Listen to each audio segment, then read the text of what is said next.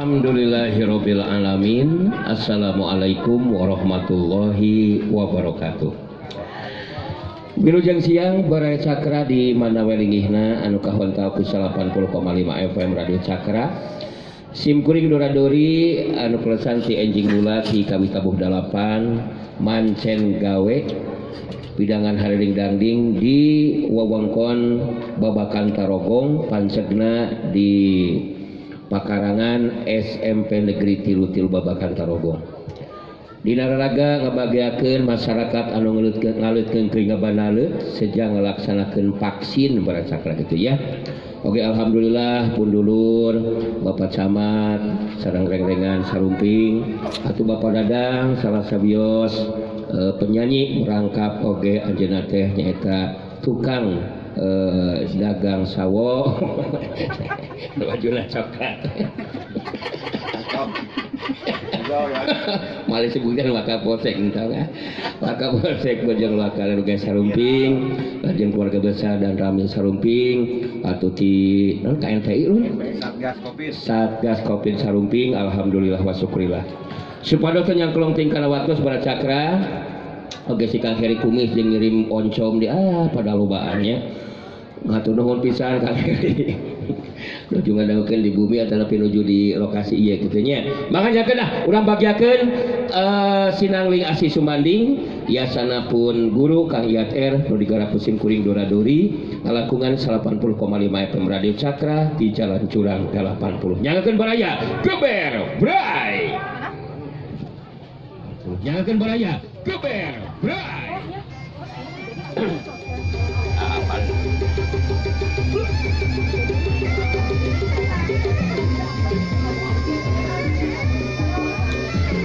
Kibirawa langsung harita ngagunakeun jurus pedang tanpa wujud dina jarak sababaraha lengkah di tempatna masing-masing. Harita balik ke ingkah di tempatna Kibirawa ngagerakeun curug katuhuna. Narantaka ngaranjuk kaget kadenge Kibirawa nyebutkeun jurus digunakeunana teh nyata jurus pedang tanpa wujud beut sarua jeung Jarasena ceuk pamikirna. Kibirawa da puguh guruna Jarasena teu matak aneh mun leuwih hebat daya panarajang jurus pedang tanpa wujud nu digunakeun ku dirina mun dibandingkeun jeung Jarasena nu jadi muridna. Narantaka geus teu sempat tila mikir naon sababna jurus digunakeun ku Kibirawa beut sarua jeung Jarasena. Lantaran ngerasa boga angkeuhan, boga kekuatan ilmu raga wajah jeung ilmu bandawasa, harita narantaka boga anggapan dirina bakal mampu ngarubuhkeun lawan. Siut hiuk hush, angin samuran pedang tanpa wujud ngarah kana lebah leungeun katuhuna narantaka. Anu masih keneh bingungeun kumaha cara nyikahan panarajang anu jadi lawan. Kajadian saterusna mangrupa kaayaan anu di luar dugaan narantaka. Sabab angin sambaran pedang tanpa wujud langsung nyamar kana leungeun kencana narantaka ngajadikeun sapak buntung leungeun kencana Jarasena. Kekuatan jurus pedang tanpa wujud mampu nembus kekuatan ilmu raga wajah nu ngalapis sakujur pada narantaka. Siut hiuk hus jas berat waduh jalah narantaka ngagerunahan ka nyeri leungeun kencana buntung sama sikuna. Getih langsung ngagewor tina leungeun anu buntung. Leungeun katuhun narantaka nyekelan leungeun kencana anu buntung. Bari sumengirnahan ka nyeri narantaka ngacari jeug menurut ka tukang. Curang maneh ngabongohan Kibirawa. Ieu leungeun katuh aing jadi buntung kieu ieu. Jurus pedang tanpa wujud anu digunakeun ku dewek bakal mampu nembus setiap kekuatan ilmu kalugalan maneh rantaka. Dewek geus moal mere diampun ka jalma seperti si lain. Rasakeun sia. Hiya! Kibirawa memang geus girig hatena. Muarek mere ampun kalau jadi lawan. Siut hush. Angin samuran panarajang pedang tanpa wujud nyabat kana lebah beuteungna narantaka anu masih keneh ngarasakeun ka nyeri. Bari kaget jeung kasima ku jurus pedang tanpa wujud anu digunakeun ku Kibirawa. harita narantaka geus sempat tingkahan sebetan angin sambaran panarajang pedang tanpa wujud anu nyabat kana beteungna siut brek waduh edah narantaka ngagerodeinahan ka nyeri baju dina lebah beteungna soek beteungna anu kasabat ku angin sambaran pedang tanpa wujud langsung ngaluarkeun getih masihan kana bajuna Jarasena ngageter hatena anu satalina mah boga anggapan bakal mampu ngarubuhkeun anu jadi lawan tapi tetela kalah ka manehna anu nyandangan tati giliran Kibirawa anu harita ngumbar ka suka hatena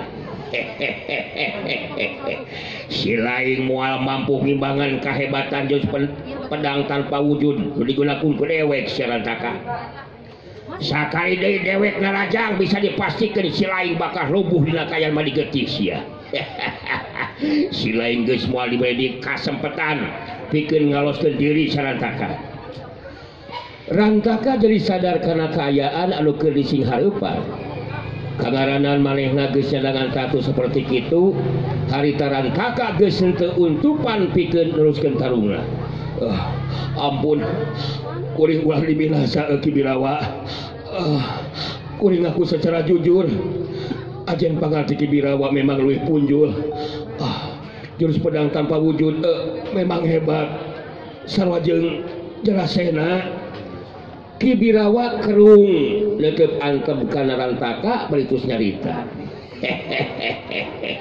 si lain geuningannya hoka si Jarasena uli dewek memang keneliangan si Sena coba jelaskan ka dewek sia di mana ayeuna si Sena uli dewek tadi mah keur tarung ayeuna si Daka Sinangling tadi Jarasena memang kata di perhatian aku Saraswati ampun kuring ampun ahli binasa Kibirawa si lain minta ampun bisa wae ku dewek diberi ampun jelaskeun heula ka dewek ngeunaan si Sena murid dewek pangna katarik perhatianku anu ngaran Saraswati saha si Daka Sinangling anu tarung jeung dewek dimimiti si lain wawuh jeung si Sena murid dewek hasok jelaskeun ka dewek rantaka narantaka ngarasa aya di pihak anu lemah geus teu untupan neruskeun tarung harita narantaka terus caritakeun mimiti panggihna jeung Jarasena si pedang tanpa wujud anu saterusna ngubaran Embah Jenggala guruna narantaka anu tatu di jero kawilang parna alatan tarung ngayunan Sirawi kahebatan atawa kabehanana harita dicaritakeun ku narantaka ngeunaan ka sang tukang nabi salumampah babarengan rek ngadatangan Sirawi ka Sumurego Panamping dina mangsana lumampah diparangkeun panggih jeung Saraswati anu nari kana perhatian Jarasena malah dicaritakeun oge ku narantaka sakur anu kungsi diobrolkeun ku Jarasena sanajan anyar makalangan tapi boga tekad hayang ngawasa dunya kajawaraan kitu deui pangaresepna ka awewe anu geulis rupa di mana panggih sarta nari kana perhatianana tangtu bakal disungsi dirina sanggeus ngarasa puas terus dibinasa dina sajeroning Bandungan carita narantaka katingali paroman Kibirawa jadi semua anu geuleuk lantaran hidem amarah dina jero hatena sanggeus ngarasa cukup bari kateranganana harita narantaka terus mungkas caritanana di barung bari jeung sumenggenahan kanyeri pangaruh tatu leungeun kencana anu buntung jeung tatu dina beuteungna jadi kitu Kibirawa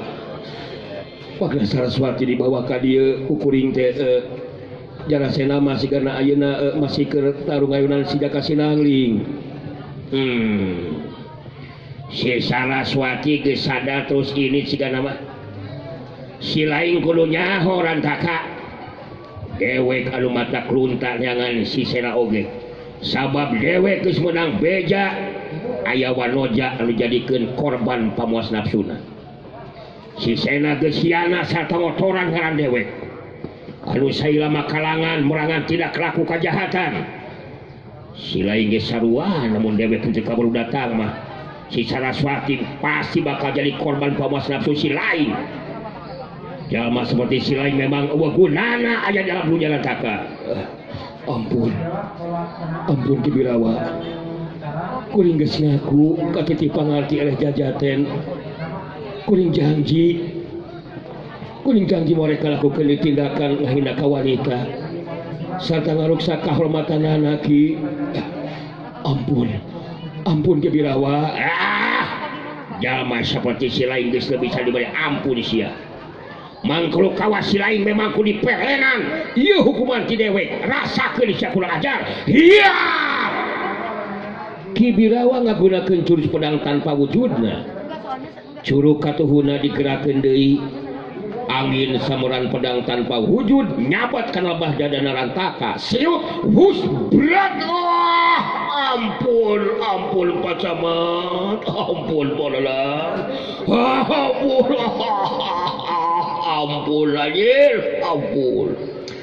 Nah Rantaka ngagero tarik nahankan jadi badana ngapangkeun katukang. Baju lebah dadana soek serta ngeluarkan getih masihan kana bajuna. Ampun kuring ulah dibinasa Ki Birawa. Ampun obat teu bisa sia kurang ajar. Si lain ukur ngaheurinan ieu alam dunya sia. Ieu nu bakal namat riwayat hirup si lain Rantaka. Iya. Ki Birawa benar-benar geus teu mere diampun kana Rantaka.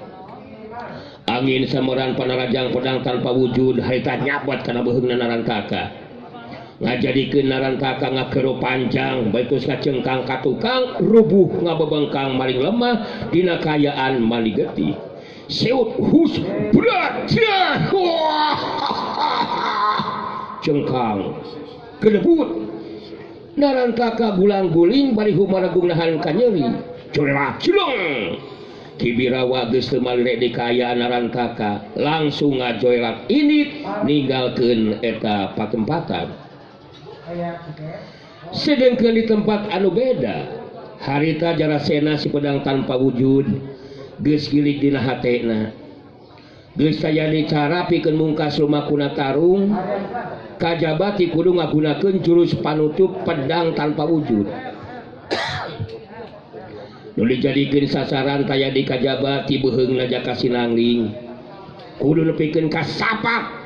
Ku cara kitu geus moal aya kasempatan keur Jaka Sinangling ngubaran tatuna. Ningali Jarasena geus sayaga diri ngawangun pasangan. Jaka Sinangling nyarita barijeng yang serikeun. Maneh masih kene penasaran siga namanya. Pasina oge maneh kasal jeung gemes, bener teh? Hayang modalna aing. Tapi masih kene acan bisa cek aing oge. Moal meunang kalau ngalawanan aing mah anjir. Maneh anu moal bisa meunang mah Jaka Sinangling. Sagedeung deui ieu talung bakal angeusan deuleu. Wayahna mun maneh jadi tumbal ieu patempatan. Jadi korban kekuatan jurus panutup pedang tanpa wujud. Maneh ningali lipanan poe. Dina poe isukan moal maneh lipanan poe Jaka Sinangling. Rek teu neulepanon poe, rek neuleuh deui, maneh teu masalah keur aing mah anjir. Anu jelas maneh geus wani ngaganggu ka indung aing. Jadi maneh memang kudu meunang hukuman ti aing Jarasena. Rek jurus panutup, rek jurus pamuka, eueuh urusan jeung aing mah. Hasok buktikeun kahebatan jurus panutup ge anjir. Jarasena ngarobah tangtunganana.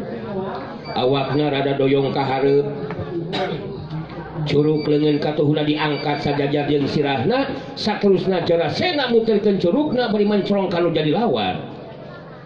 Tina curug leungeun katuhu anu diputerkeun ku Jarasena teh nimbulkeun sora anu sabunga cuit. Bekirila beuki tarik seut cuit sorangan cuit anu beuki tarik teh harita nembus kana kekendangan ceuri. Ngajadikeun Jaka Sinangling nyengir. Ceurina asa nyeri ngadenge sora anu timbulkeun tina kakuatan muterkeun curug Jarasena. Kajadian saterusna harita Jarasena ngagerakeun curugna nunyuk lebah Jaka Sinangling bae terus diputerkeun. Rasakeun sia Jaka Sinangling. jurus panutup pedang tanpa wujud. Hiat Jarasena tetap cicing di tempatnya, tapi tina getaran curug katuhuna nu diputurkeun ka hareup nimbulkeun sora anu ting sariut silih susul teureun eureun. Mangrupa angin samuran panarajang pedang tanpa wujud anu ngarah kana anggota badan Jaka Sinangling. Siut siut raplos gila. 2 kali angin samuran panarajang pedang tanpa wujud bisa disingkahan ku Jaka Sinangling. Tapi angin samuran susulan anu saterusna kabilang cepet kacida geus henteu sempat disingkahan ku Jaka Sinangling. Angin samuran nyabat kana bedog nu cekelan ku leungeun ka Jaka Sinangling. Bedog nu cekelanana harita potong di 2 bagian.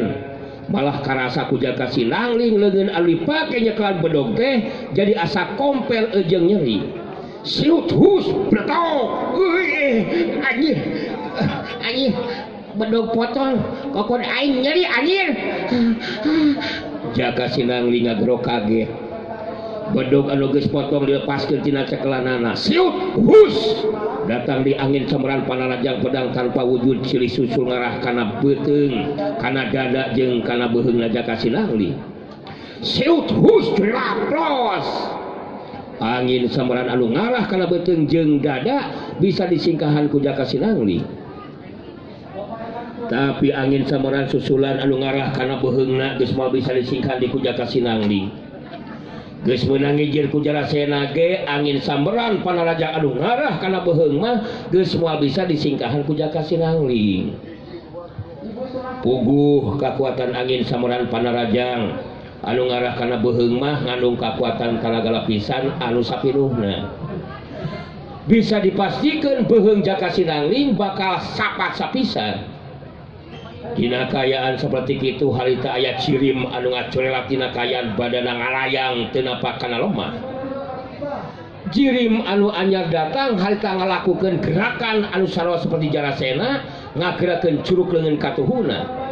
Dina curugna ngaluarkeun angin samuran anu mapakeun angin samuran pedang tanpa wujud ti Jarasena anu ngarah kana beuheungna Jaka Sinangling.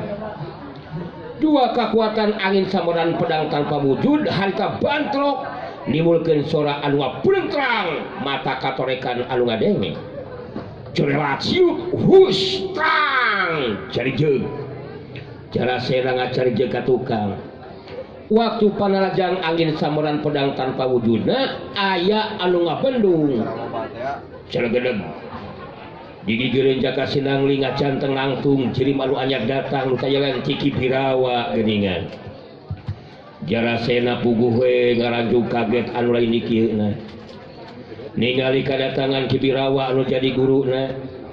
Tetela anu geus mapak kakuatan angin samuran panarajang pedang tanpa wujud nu ngarah kana beuheungna Jaka Sinangling teh nyata Ki Birawa anu jadi guruna. Ki Birawa ngareret ka Jaka Sinangling beutus nyarita. Lain anu ngaran Jaka Sinangling teh. Ari maneh saha? Dewe Ki Birawa guruna si Jarasena. Bieu mun dewe telat saeutik we. Beuheung ilaing bakal sapa ku samuran panarajang pedang tanpa wujud anu ngarah kana beuheung ilaing ja. Tapi kunaon maneh buat nulungan ka aing geuningan Ki Birawa? Urusan si Jarasena geus urusan dewe kana Sinangling. Anu matak ilaing geus kudu loba tatanya. Gancang tinggal ke dia tempatan.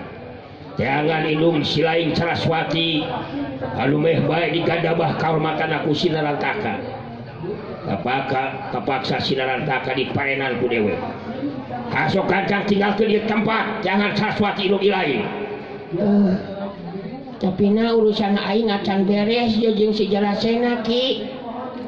Aing acan rumah saele ku si Jarasena anjir. Ceuk dewek ge urusan si Jarasena geus jadi urusan dewek ya. Gancang ini susul jangan Saraswati indung ilaing Jaka Sinangling. Jaka Sinangling geus loba dicarita. Kajurungku ngarasa salempang kana kayaan anu jadi indung. Harita Jaka Sinangling ngajakan Aki Wandi ini tinggalkeun eta patempatan. Jarasena ukur ngajanteng bari ngahuleng masih kene kaget ku kedatangan Kibirawa anu jadi guruna. Kibirawa netep seukeut ka Jarasena betus nyarita. Si lain gerakeun ka dewek, si lain hianat ka dewek sena, ngerakeun deuleu sia ka dewek. Si lain geus ngotoran ngaran dewek sakurang ajar. Si lain benar-benar murid anu bisa mulang tarima kudu jadi guru sia. Dewek diberi kesempatan pikeun ilit makalangan teh kalakah kieu patut tindak laku si lain teh sena. Jarasena maju dua langkah malas tetepan Kibirawa baitus nyarita. Teh heula tengah heula Ki Guru tengah arti jeung kaget keur sena mah. Ki Guru datang-datang jong nyarita seperti kitu.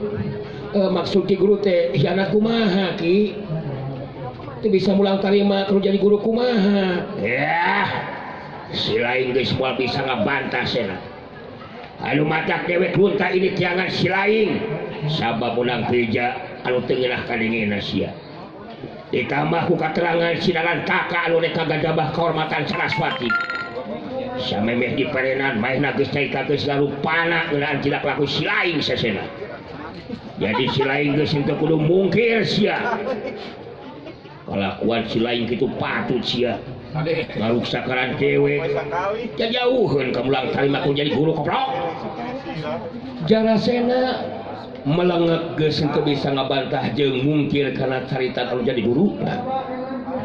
Jarasena ngeluk tungkul teu wanian bantrok paneuteut jeung guruna. Si lain irit makalangan teh kalah ka ngalakukeun tindakan anu biadab jeung jahat sena. Dewek bener-bener kuciwa anu kacida sia. Si lain murid tunggal dewek kalakah ngalakukeun tindakan pacauh jeung lampah dewek sia. Saila makalangan di dunia kajawaraan. Si lain hartina dilanyurang kahirupan sena. Jeung tibatan boga murid kawas si lain. Dewek meuning teh boga murid hasok ngomong si lain sena. Jarasena tanggah neuteup ka Kibirawa anu jadi guruna terus ngomong lalauna. Sena rumasa salah Ki Guru. Dina mangsana lumampah rek makalangan geus ngalakukeun tindak laku anu biadab sakajahat.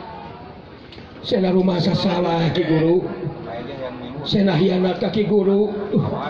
Ampun Ki Guru. Si lain kuduna ngarti sena.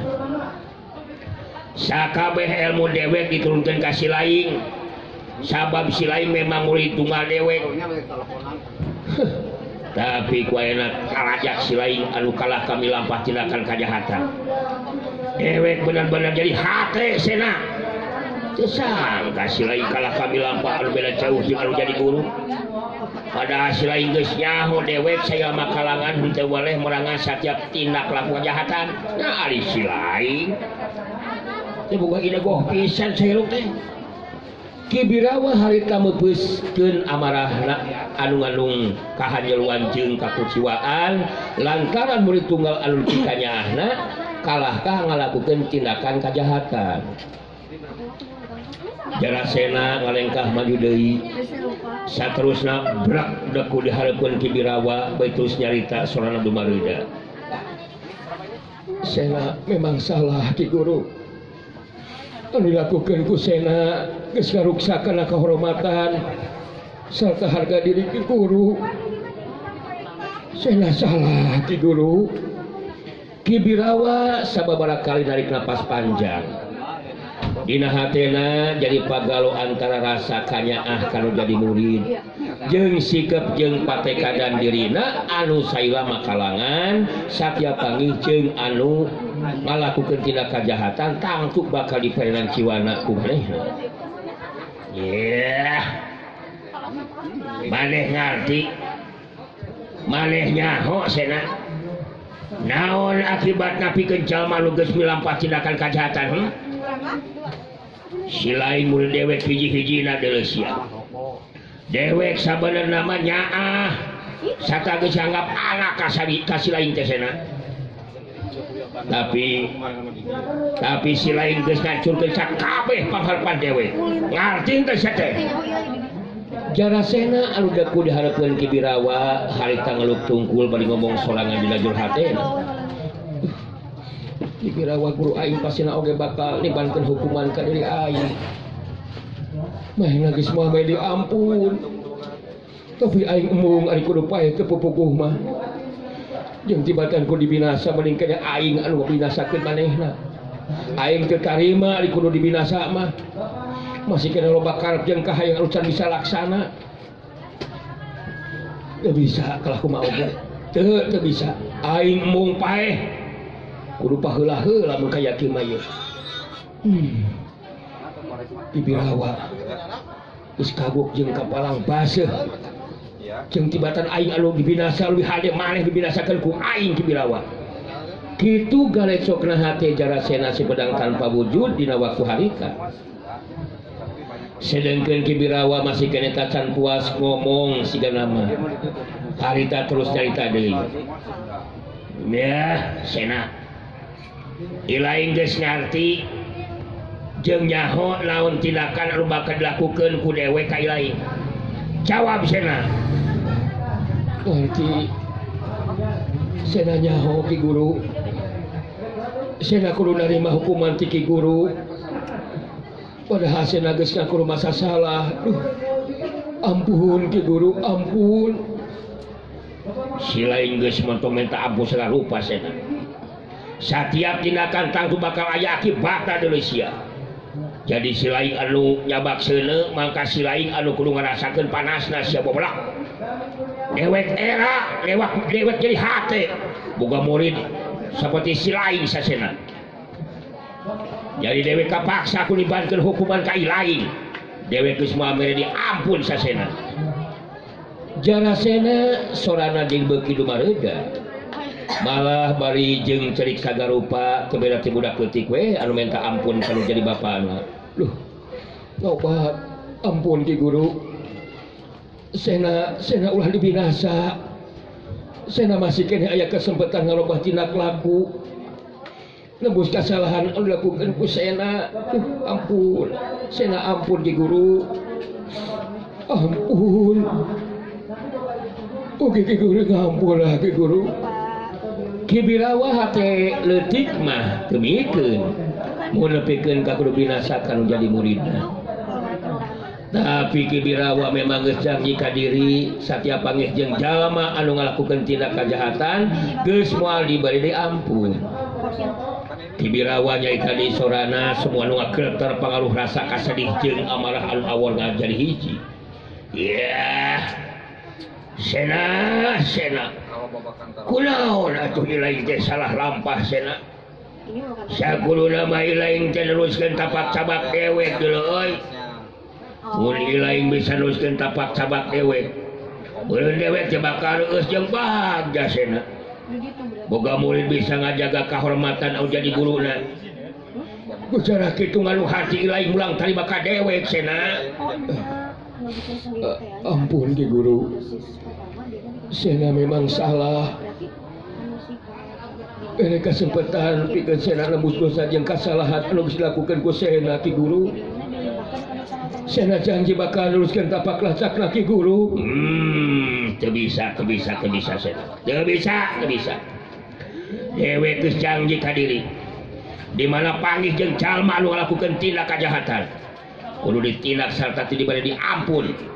Sok sanajan ilaing teh murid tunggal dewek, tapi kangaranan geus ngalakukeun kajahatan mah dewek kapaksa bakal dibankeun hukuman ka ilaing Sena. Jarasena memang geus boga pamikiran tibatan manehna anu dibinasa ku anu jadi guruna, meuning keneh anu jadi guruna dibinasa ku manehna. Ngantang tuwe tindakan anu bakal dilakukeun ku Jarasena teh kudu asak hitungan. Kudu ningali heula kesempatan anu hade. Ningali balangahna Ki Birawa anu jadi guruna.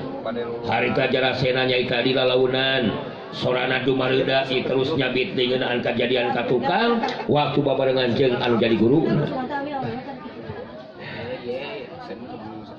Sena. Memang kudu narima kana hukuman ti Ki Guru. Ku Sena rasakannya jeung perhatian Ki Guru.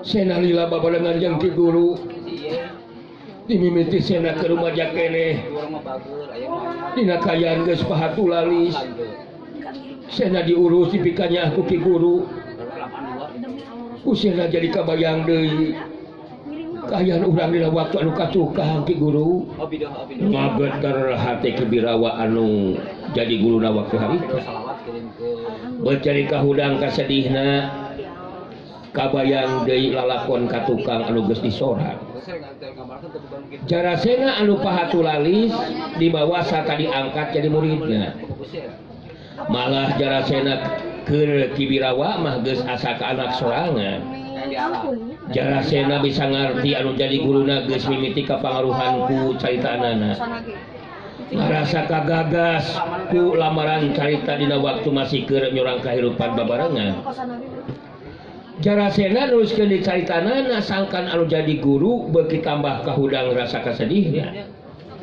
mun geus kitu kaayanana mangka kibirawa bakal palangah saterusna jarasena bakal miheulaan ngalakukeun tindakan ka guruna kebayang